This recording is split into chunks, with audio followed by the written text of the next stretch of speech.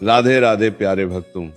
जब जीवन के रास्ते पर चलते हुए तुम्हें यह लगे कि चारों ओर भीड़ है, फिर भी भीतर से तुम बिल्कुल अकेले हो, जब अपने ही शब्द बोझ बन जाए और मन की बात कहने वाला कोई ना दिखे, तब ये याद रखना कि अकेलापन तुम्हारी कमजोरी नहीं है। ये वह मौन है जिसमें ईश्वर तुम्हें खुद से मिलाने आया है। जब कोई साथ नहीं देता तब मन बार बार सवाल करता, मैं ही क्यों, मेरे ही साथ ऐसा क्यों, मैंने क्या गलत किया। पर सच ये है कि हर टूटन के पीछे एक तैयारी छिपी होती है, हर खालीपन के पीछे एक भराव आने वाला होता है और हर अकेलेपन के पीछे एक नई शक्ति जन्म ले रही होती है। जब लोग साथ छोड़ते हैं तब सबसे पहले मन डरता है, घबराता है, बेचैन होता है। पर उसी क्षण अगर तुम भीतर झांक सको तो पाओगे कि यह डर तुम्हें तोड़ने नहीं, मजबूत बनाने आया है।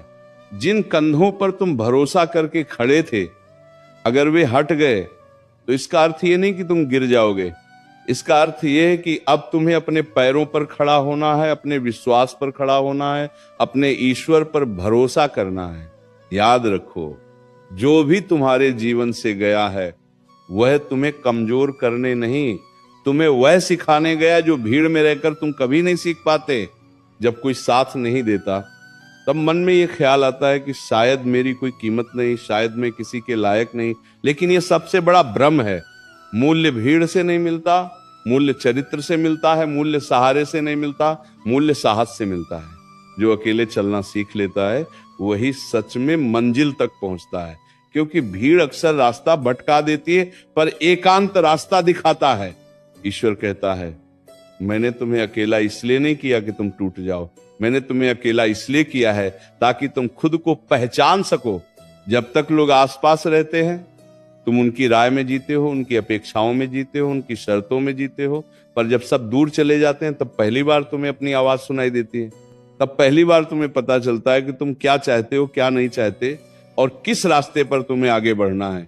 अकेलापन वो आग है जिसमें आत्मा तपती है और तपने के बाद ही सोना कुंदन बनता है। जो इस आग से डर गया वो हमेशा दूसरों का मोहताज बना रहा, और जो इस आग में शांत खड़ा रहा वही अपने जीवन का स्वामी बना। याद रखना, जिन दिनों में कोई तुम्हारे हाल नहीं पूछता वही दिन तुम्हारे चरित्र की असली परीक्षा होते हैं, और वही दिन तुम्हारे भविष्य की नींव रखते हैं। जब मन बहुत भारी हो जाए, जब आंखें बिना वजह नम हो जाएं, जब रातें लंबी लगने लगें, तब अपने ईश्वर से कहना, मुझे किसी और का साथ नहीं चाहिए, बस तू मेरे साथ रह। क्योंकि जब ईश्वर साथ होता है तब दुनिया का साथ होना या ना होना कोई अर्थ नहीं रखता।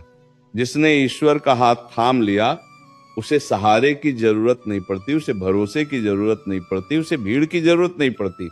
लोग आते हैं, लोग जाते हैं, कोई किसी का स्थायी नहीं होता। और ये कड़वा सच नहीं, ये जीवन की सबसे बड़ी सच्चाई है।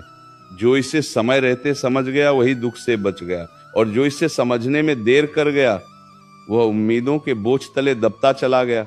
उम्मीद इंसान से मत रखो, उम्मीद अपने कर्म से रखो, उम्मीद अपने ईश्वर से रखो, क्योंकि वही तुम्हें कभी बीच रास्ते नहीं छोड़ते।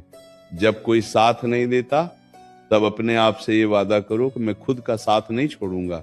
चाहे हालात कैसे भी हों, चाहे समय कितना भी कठोर हो, मैं टूटूंगा नहीं, मैं झुकूंगा नहीं, मैं शिकायत नहीं करूंगा।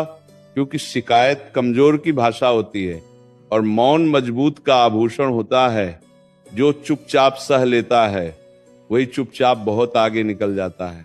याद रखना, जिस दिन तुम अकेले रहकर भी मुस्कुराना सीख लोगे उस दिन दुनिया की कोई ताकत तुम्हें दुखी नहीं कर पाएगी। जिस दिन तुम्हें लोगों की मौजूदगी की जरूरत नहीं रहेगी उस दिन लोग तुम्हारी मौजूदगी की तलाश करेंगे। अकेलापन अस्थाई है पर उससे मिलने वाली शक्ति स्थायी है।